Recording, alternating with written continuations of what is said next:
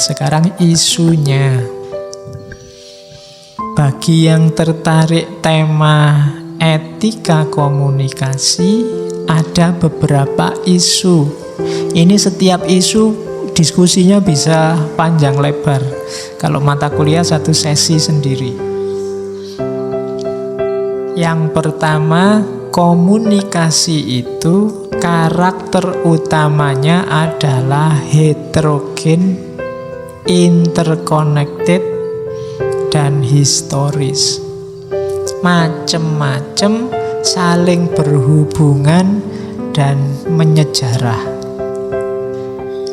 Kamu komunikasi seperti apapun dengan siapapun, bahkan dengan Tuhan, itu karakternya heterogen, interconnected, dan historis.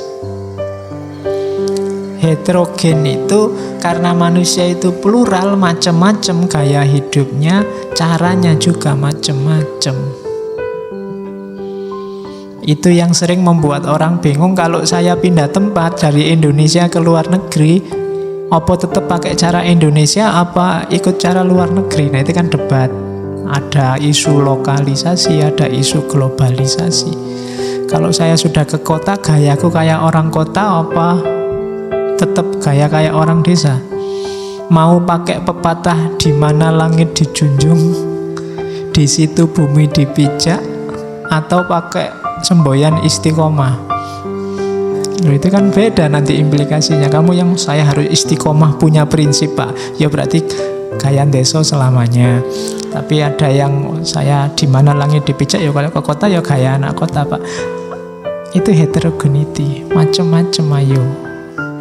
Ini isu, makanya saya tadi sebut isu. Ini diskusinya panjang.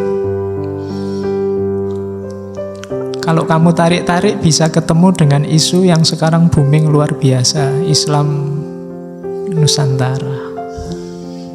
Basicnya apa? Heterogenitas. Kamu mau menerima heterogenitas apa enggak? Nanti arahnya ke situ. Dan jangan salah, kenapa kok heterogen? Karena interconnected. Kamu pingin bertahan gaya desa, tapi kalau kamu hidup di kota terus lama-lama, ya mesti kamu ngota. Dulu di desa bahasanya saya, kulo, panjenengan. Begitu masuk kota Jakarta, lu gue. Ya kan? Di Jakarta belum sebulan sudah lu gue. Kenapa? Interconnected. Tidak bisa, orang tidak terpengaruh, saling terkait. Dan historis, menyejarah. Historis itu konteks hidup kita, sosial, budaya kita berpengaruh. Komunikasi juga menyejarah. Dulu ngomong apa masih sopan, sekarang ngomong itu sudah tidak sopan lagi. Historis. Banyak kata-kata yang dulu netral sekarang jadi tidak netral lagi. Wis contohnya wakeh. Dulu ngomong cantik itu biasa, sekarang cantiknya jadi S, itu jadi konotasinya beda. Itu kan historis. Kalau sekarang ada ini yang putri-putri terus coba, wah kamu cantik, itu dia bisa tersinggung, dianggap melecehkan. Padahal dulu itu bagus loh, sekarang enggak. Kenapa? Historis. Itu jasanya penyanyi dangdut itu. Heterogen, saling terkait. Kamu nggak mau saya mengartikan itu, nggak bisa. Kalau nggak percaya, karena kamu beli baju kotak-kotak merah jalan-jalan di Jakarta, orang akan lihat, wah ini pro.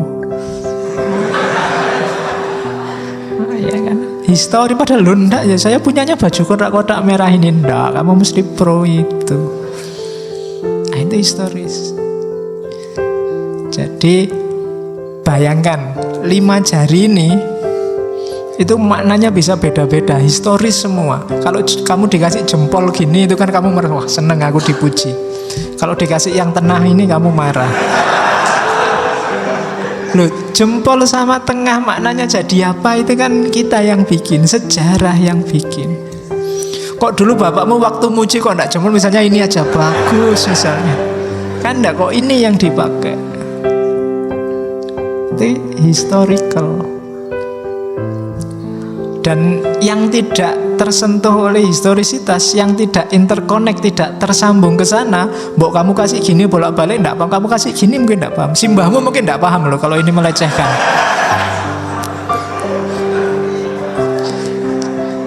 Kenapa dia enggak interconnect? Enggak bisa komunikasi, tapi kalau interconnect nyambung bisa. Gitu loh. Yo kamu pulang kampung simbahmu, mbah itu cantik, enggak iso. Mbahmu ndak paham, mbahmu seneng kamu sebut gitu. Konteksnya beda. Jadi ini general issues. Nanti kamu bisa tarik kemana-mana. Bahwa komunikasi itu heterogen, interconnect, dan historis. Yang kedua, problem kedua adalah problem integritas. Itu ada kata-kata truth, truthfulness, dan trust. Truth itu kebenaran. Truthful itu apa? Orangnya. Jadi truthfulness itu orang yang benar. Dan trust itu kepercayaan. Truth itu sifatnya objektif, truthful itu subjektif, trust itu sifatnya sosial.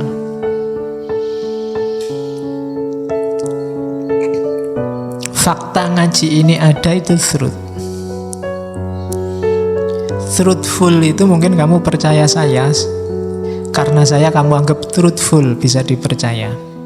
Kepercayaanmu itu namanya trust. Jadi saya ngomong apa saja, mbok anggap benar, kamu anggap truth. Padahal mungkin tidak truth. Kenapa kamu begitu? Karena kamu nganggap saya ini bisa dipercaya, truthful. Dan ini kelihatannya sederhana tapi panjang pembahasannya. Yang disebut kebenaran itu apa? Syarat-syaratnya orang bisa dipercaya apa? Trust itu apa dan bagaimana? Ini isu-isu dalam komunikasi. Kalau ada warga negara patuh sama presidennya, itu trust apa truth? Itu dia percaya apa terpaksa? Dan seterusnya. Itu dari sisi integritas, ada diskusi itu. Dari sisi power, ada isu justice, normativity, dan force. Dalam komunikasi itu ada isu tentang justice, keadilan. Ketika presiden ngomong apa terus rakyatnya harus patuh, itu isu-isunya mesti hubungannya sama keadilan. Norma di tengah masyarakat yang jadi landasan komunikasi. Orang boleh ngomong apa, enggak boleh ngomong apa, itu kan ngomong. Atau force. Orang ngomongnya ngawur, kemudian polisi ikut turun tangan. Kamu nyebar foto apa, terus kan ada yang kasus orang edit foto, terus sekarang urusannya sama polisi. Itu kan force main. Kenapa force main? Karena ada normativitas yang ketabrak dan dirasa ada ketidakadilan. Itu isu-isu power. Isu-isu yang berhubungan dengan powernya komunikasi. Orang yang punya kekuatan keadilan, kekuatan norma, ada force, kekuatan fisik, biasanya ada pengaruhnya dalam komunikasi. Kayak kamu kalau ketemu polisi kan ya rodo merinding. Polisi dada gini aja kan kamu tidak berani bantah. Karena apa? Dia punya force, kamu tidak punya force. Sama kayak dosen, kamu ngomong dosennya dehem aja kan kamu takut. Kenapa? Dosennya punya force, kamu tidak punya. Kamu kan tidak berani, Pak, kesetaraan Pak dosennya dehem terus saya juga dehem juga kan. Karena kamu tidak berani. Kenapa? Force-mu kurang di hadapan si dosen ini. Jadi komunikasinya jadi tidak equal. Cuma normanya memang begitu yang disepakati bersama.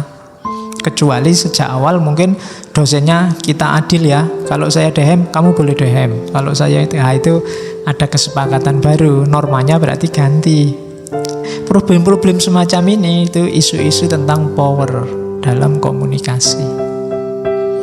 Itu juga jadi masalah kalau nanti membahas ethic of communication.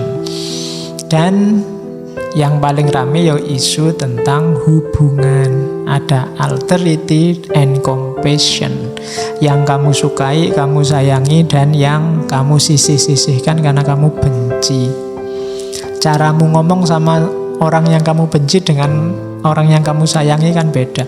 Dan ini biasanya jadi basis komunikasi yang paling kuat, berpengaruh. Kalau kamu ngomong sama siapa, itu kan kualifikasi pertama yang kamu tanyakan pada dirimu itu kan compassion apa alterity. Ini orang ini saya suka apa enggak suka. Kalau kamu punya teman 5 misalnya, itu kan kamu punya persepsi sendiri tentang 5 orang ini. Kalau ini saya sangat suka, kalau ini enggak terlalu suka, kalau ini biasa aja, kalau ini aku bencinya luar biasa, kalau ini enggak tak pikir tak cuekin nanti. Itu kan derajat alterity and compassion. Itu kan juga masalah dalam komunikasi. Sama orang yang kamu sayangi, kamu puja-puja, salahnya kamu tutup-tutupi.